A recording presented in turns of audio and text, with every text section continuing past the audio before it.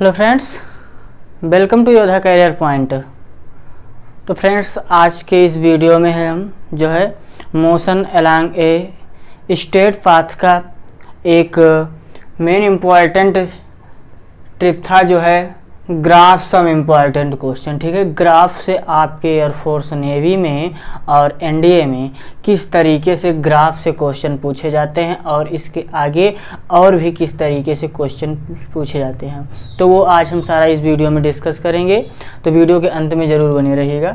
देखिए, पहला आपसे एयरफोर्स में और नेवी एनडीए किसी में भी आपसे एक ग्राफ देगा कि पहला रहेगा विस्थापन समय ग्राफ से वेग का निर्धारण किया जाता है। आपसे यही क्वेश्चन पूछ सकता है कि पहला क्वेश्चन दे देगा आपसे कि विस्थापन समय ग्राफ से किस चीज़ का निर्धारण किया जाता है। ठीक है, विस्थापन समय ग्राफ से किसका निर्धारण किया जाता है, तो आपसे ऑप्शन फ्रेम करेगा कि पहला करेगा वेग, दूसरा चाल, तीसरा त्वरण, ननाब्दी, तो आपका वेग हो जाएगा। ठीक है, तो वेग हो जाएगा क्योंकि विस्थापन समय ग्राफ से वेग का निर्धारण किया जाता है।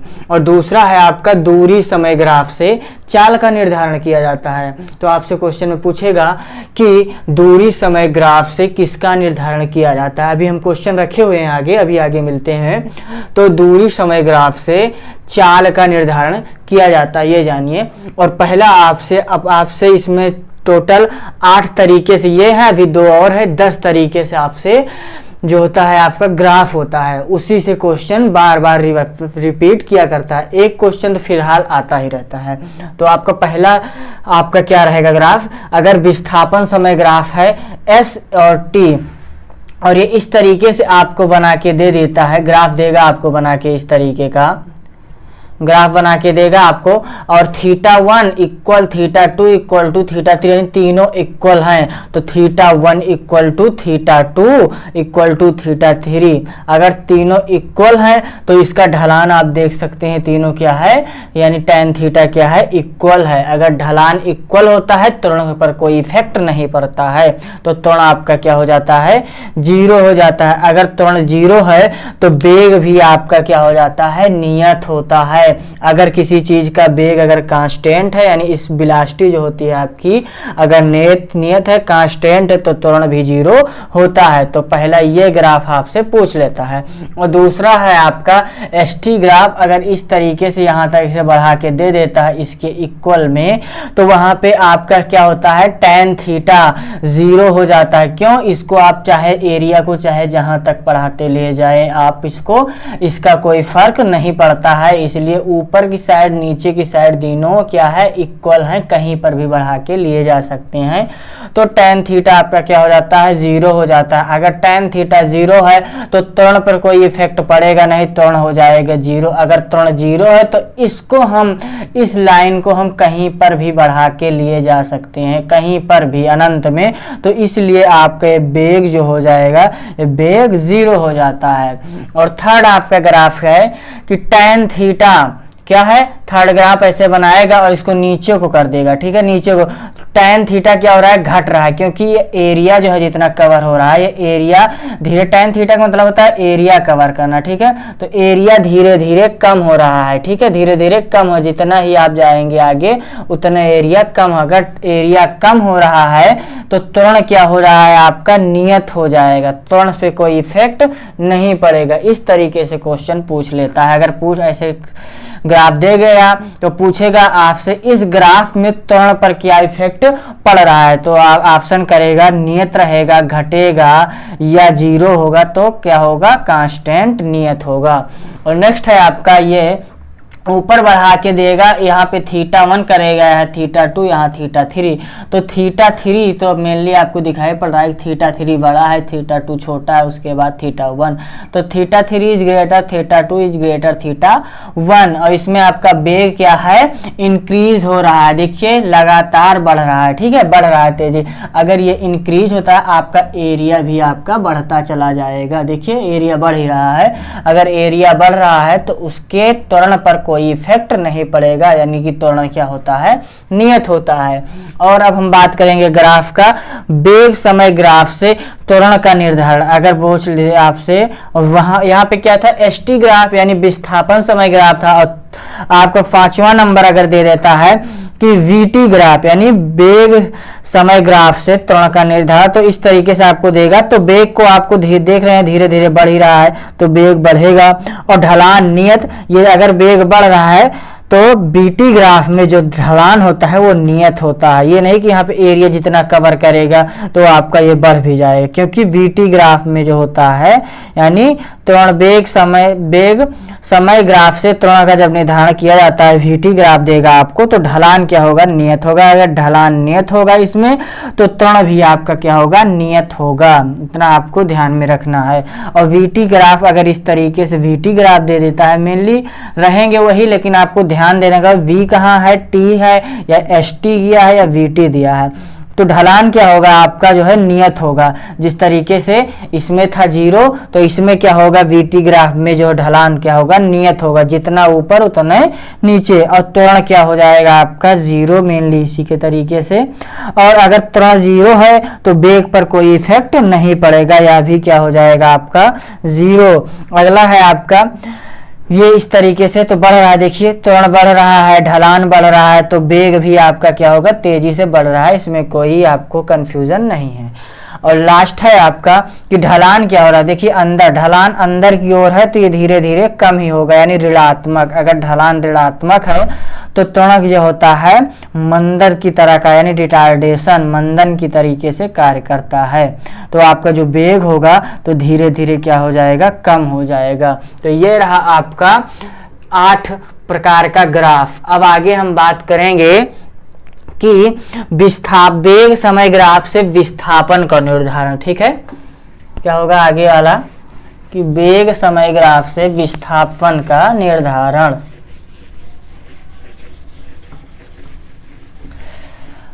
आपका नेक्स्ट क्या रहेगा कि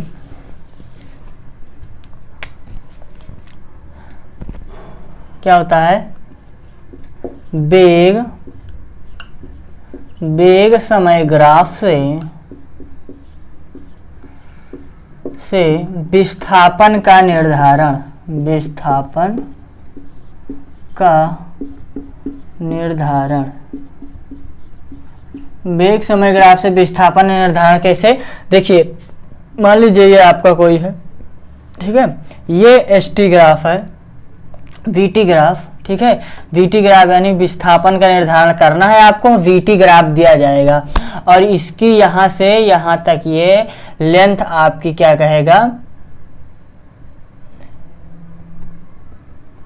देखिए ये आपको ऐसे देगा और ये कहेगा आपसे 4 मीटर है और ये भी कहेगा आपसे 4 मीटर है। तो कहेगा कि विस्थापन, इस ग्राफ्स के द्वारा विस्थापन को फाइंड आउट कीजिए। हम ऐसे अपने जान के लिए मान लीजिए यहाँ पे डैश डैश करके ऐसे कर देते हैं। तो ये आपका क्या विस्थापन बराबर क्या होता है, आप देखिए इधर वेग बराबर होता है विस्थापन बटा समय अंतराल यानी टाइम। तो आपका क्या विस्थापन क्या हो जाता है, विस्थापन यहाँ पे कर लीजिए 2 सेकेंड, ठीक है। विस्थापन आपका क्या हो जाता है कि वेग गुणे टाइम। तो विस्थापन का फाइंड कैसे करते हैं, वेग गुणे टाइम, यानी वेग वेलोसिटी इनटू टाइम से हम जो है विस्थापन का फाइंड आउट कर सकते हैं।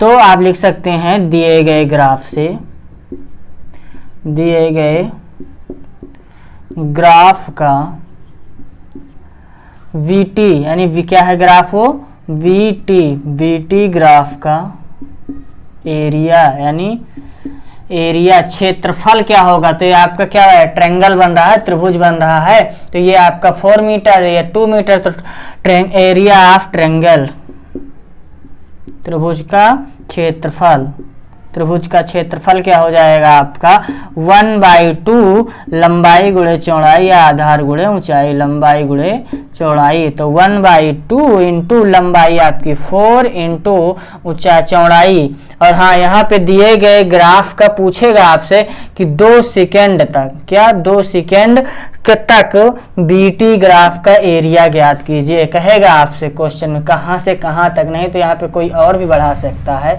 यहाँ पे और कर सकता है, ठीक है।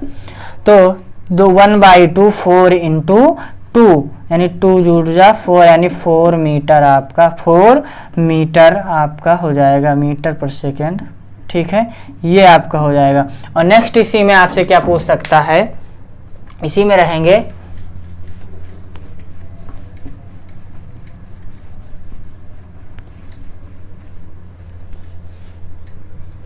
नेक्स्ट इसी में ऐसे कर देता है, ये देगा सिर्फ आपके जो है इमेज पर ही फर्क पड़ेगा, जो इमेज रहेगा। ठीक है, ये दे देगा आपसे V और T यानी VT, ये ग्राफ है। ठीक है, VT ग्राफ है, यहाँ पे आप वेक्टर लगा सकते हैं VT ग्राफ। तो इसमें ये 4 मीटर दे देगा, ये 4 मीटर। तो आपसे कहेगा कि 4 सेकेंड तक दिए गए ग्राफ का क्षेत्रफल।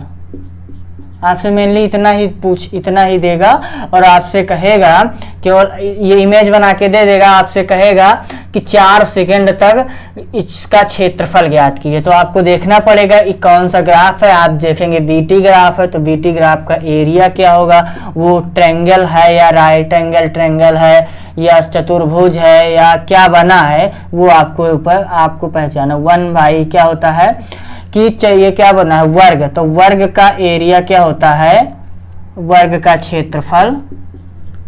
वर्ग का क्षेत्रफल आपका होता है भुजा स्क्वायर। ठीक है, भुजा स्क्वायर। तो आपका क्या है 4 का स्क्वायर यानी 16 यानी 16 मीटर आपका हो जाता है। ये इस तरीके से क्वेश्चन 10 तरीके का आपका ग्राफ से क्वेश्चन पूछा जाएगा। अब हम आगे बात करेंगे एयरफोर्स नेवी में अगर और आगे डीप में पूछता है तो किस तरीके से क्वेश्चन पूछेगा। चलिए अब लेकर आते हैं आपके सामने क्वेश्चन। ठीक है, क्वेश्चन देखिए, पहला क्वेश्चन है आपका कि मुक्त रूप से गिरते पिंड का, पहला है मुक्त रूप से गिरते पिंड का प्रथम व द्वितीय यानी प्रथम, द्वितीय, तृतीय और तृतीय सेकंड में तय की गई दूरी का अनुपात या आपसे पूछेगा दूरी का अनुपात पूछ ले या ऊंचाई का अनुपात पूछ ले। ठीक है, ऊंचाई का अनुपात ये हमेशा घूम घुमा के किसी तरीके से पूछता है या कभी कभी कार्य के फॉर्म में पूछ लेता है। ठीक है, और एक होता है आपका वेग भी कभी कभी पूछता है ये, लेकिन इसका आंसर अलग रहेगा वेग का। तो इसको आपको मेनली रट के रखना है क्या होता है, वैसे अभी देखते हैं कैसे आएगा। तो आपका क्या होता है दूरी S1 ratio S2 ratio S3 या H1 ratio H2 ratio H3 या W1 ratio W2 ratio W3, ये आपका होता है 1 रेशियो 5 रेशियो 3। ठीक है, ये होता है आपका। ठीक है, ये आपका हो जाएगा। ठीक है, तो आपको लगाने का तरीका क्या होगा, ये यहाँ पे 3 रेशियो 5 ये होता है। और अगर यहीं पे वेग की बात करें तो वेग आपका होता है 1 रेशियो 2 रेशियो 3। ठीक है, ये वेग का होता है।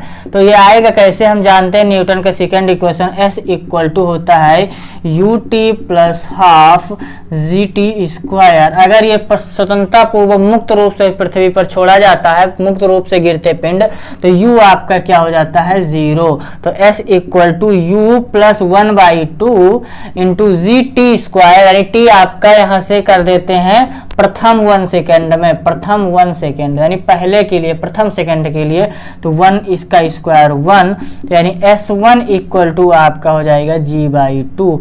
यहीं से अगर हम आपको S2 निकालते हैं, S2 निकालने के लिए आपका क्या होगा, S1 plus S2 equal to, यानी द्वितीय सेकेंड की बात करें अगर, द्वितीय सेकेंड में चली गई दूरी का अनुपात, तो S1 plus S2 equal to 1/2 G2 का स्क्वायर, यानी कैंसिल।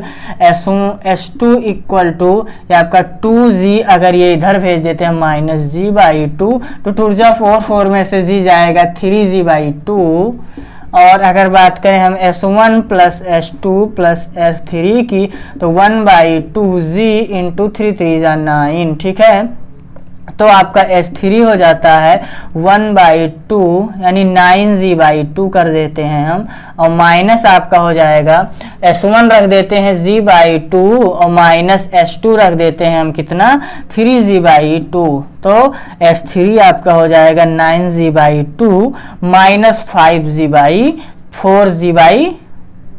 4G/2 आपका फाइनली आ जाएगा S3 इक्वल टू 5G/3। अब रेशियो आपका किस तरीके से होता है, S1 ratio S2 ratio S3, तो G/2 रेशियो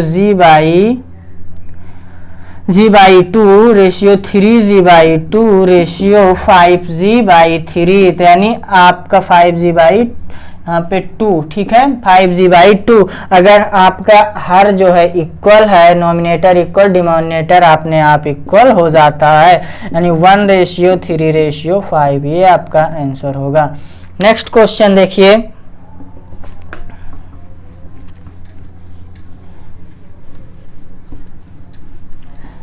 नेक्स्ट क्वेश्चन कह रहा है कि दो पिंड जिनके द्रव्यमान m1 और m2 हैं, दो पिंड जिनके, जो दो पिंड जिनके द्रव्यमान m1 व m2 हैं, m1 व m2 हैं, इन्हें क्रमशः h1 व h2 ऊंचाई से, इन्हें क्रमशः h1 व h2 ऊंचाई से, क्या हो रहा है, ऊंचाई से गिराते हैं, क्या करते हैं, गिरा रहे हैं, गिराते हैं। तो आगे कह रहा है, आपसे पूछ क्या रहा है, पिंडों द्वारा धरातल से टकराने का अनुपात, क्या रहा है, तो पिंडों द्वारा धरातल से टकराते समय उनके समय का अनुपात क्या होगा, तो पिंड द्वारा धरातल पर टकराने पर इनका अनुपात क्या, इनका अनुपात क्या होगा, ये आपसे पूछा जा रहा है।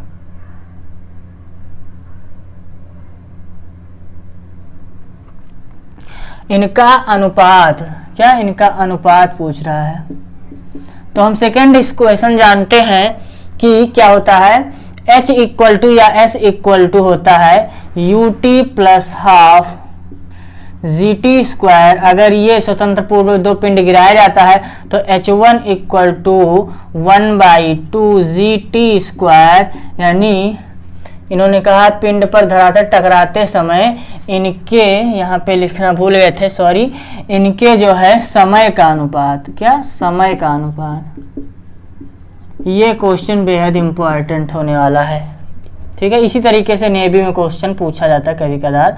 तो H1 1/2 GT स्क्वायर, टी करेंगे तो √2H/G। तो पहले के लिए अगर बात करें, पहले पिंड के लिए, तो T1 equal to √2H1/G equation 1, और दूसरे के लिए अगर हम बात करें T2 इक्वल टू √2H2/G समीकरण नंबर 2। 1 व 2 से बात करें तो हम, तो T1/T2 इक्वल टू √2H2/G/√2H1। यहाँ पे H1H2/G, G से G कैंसिल, 2 से 2 कैंसिल, आपका T1/T2 का रेशियो आ जाता है √H1 रेशियो √H2। ये बेहद इंपॉर्टेंट क्वेश्चन था, ठीक है, तो टेंटेटिव था। चलिए नेक्स्ट देखते हैं।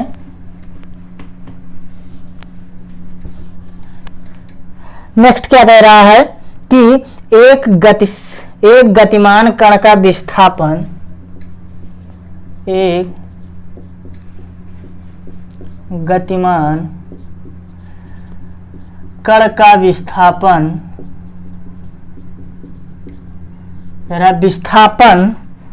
ग्राफ चित्र में प्रदर्शित है। ग्राफ चित्र में प्रदर्शित है, ग्राफ चित्र में क्या है कह रहे हैं, प्रदर्शित है। तो कण का तात्क्षणिक वेग किस बिंदु पर ऋणात्मक होगा? तो कण का तात्क्षणिक वेग किस बिंदु पर, किस पॉइंट पे, किस बिंदु पर ऋणात्मक यानी रिटार्डेशन होगा, ऋणात्मक होगा। आपसे इन्होंने कहा है एक गतिमान पिंड, और इन्होंने ग्राफ भी दे दिया है। देखिए ग्राफ क्या है, ग्राफ दिया है। पहले ये यहां से ऐसे प्रोजेक्ट हो रहा है, फिर नीचे आ रहा है, फिर ऊपर को ऐसे जा रहा है। और st यानी विस्थापन समय ग्राफ ये यहाँ पे इन्होंने O दे दिया है, और यहाँ पे C दिया है, और यहाँ पे आपका D, और यहाँ पे E, और यहाँ पे क्या F। तो आपसे इन्होंने पहला ऑप्शन दिया है, ए ऑप्शन है आपका A पर, और दूसरा है B पर, ठीक है। पहला ऑप्शन है आपका D, नेक्स्ट है C, अगला है आपका तीसरा E, और फोर्थ है आपका F। तो कह रहा है एक गतिमान कण का विस्थापन ग्राफ यानी समय विस्थापन ग्राफ दिया है, चित्र में प्रदर्शित है। तो कण का तात्क्षणिक वेग किस बिंदु पर ऋणात्मक होगा? देखिए O से जब C पर पहुंच रहा है तब तो ये आपका क्या हो रहा है, जीरो, वो बढ़ रहा है, तो यहाँ पे आपका तो जीरो होगा नहीं, ऋणात्मक। और यहाँ से जब C से D पर जड़ा तब भी बढ़ रहा है, और D से अगर C के नीचे की बात करें तो घट रहा है, और यहाँ से अगर हम नीचे करें तो ये प्रोजेक्ट हो रहा है। कहाँ से? यहाँ से यहाँ नीचे फ्रीली फॉल हो रहा है। तो हमने तभी आप लोगों को बताया था जब नीचे ऐसे आ रहा तो ऋणात्मक मंदन का केस होता था, ठीक है। ये ग्राफ था आपका ऐसे नीचे, जब ये नीचे फ्रीली फॉल होता था तो ये ऋणात्मक मंदक का केस होता, तो त्वरण भी वहां पे वेग आपका क्या होता था, बहुत तेजी से घट रहा था, ठीक है। तो आपका जो त्वरण था वो भी जहाँ क्या था, ऋणात्मक था। तो ये ई आपका ई बिंदु पर क्या होगा, ऋणात्मक होगा। फिर एफ पे या क्या हो जाएगा, बढ़ जाएगा। तो ये क्वेश्चन आपका था, ठीक है। नेक्स्ट है आपका, नेक्स्ट क्वेश्चन क्या कह रहा है कि वेग समय ग्राफ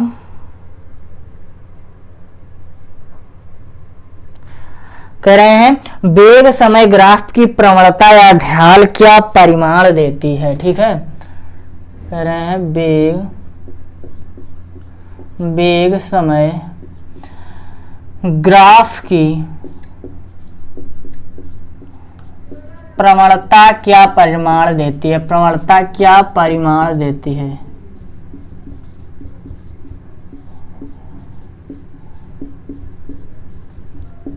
परिमाण देती है, थर्ड को। और पहला ऑप्शन इन्होंने दिया है कि त्वरण विस्थापन वेग और त्वरण विस्थापन, और थर्ड है वेग, और फोर्थ है आपका कोई नहीं, ठीक है। तो हमने तभी आपको बताया था जब 5th नंबर जब बता रहे थे ग्राफ आपका ऐसे था, तो यहाँ पे हमने बताया था तब वेग समय से बीटी ग्राफ था। तो हमने बताया था आपसे कि वेग समय ग्राफ से जो होता है वो त्वरण का परिमाण बताया जाता है। तो वेग समय ग्राफ किसका परिमाण बताती है, तो त्वरण का, ठीक है। ये इजी क्वेश्चन है, लेकिन आप जब ग्राफ समझे होंगे तब, ठीक है। ग्राफ को कायदे से समझ लीजिएगा, ग्राफ से बहुत अच्छे अच्छे क्वेश्चन आते हैं, और छोटे रहेंगे उसी में क्या होता है, बच्चे कंफ्यूज हो जाते हैं। नेक्स्ट है आपका, किसी गतिशील पिंड के दूरी समय ग्राफ से क्या परिमाण होता है, क्या होता है। अगला है 4th नंबर, किसी पिंड के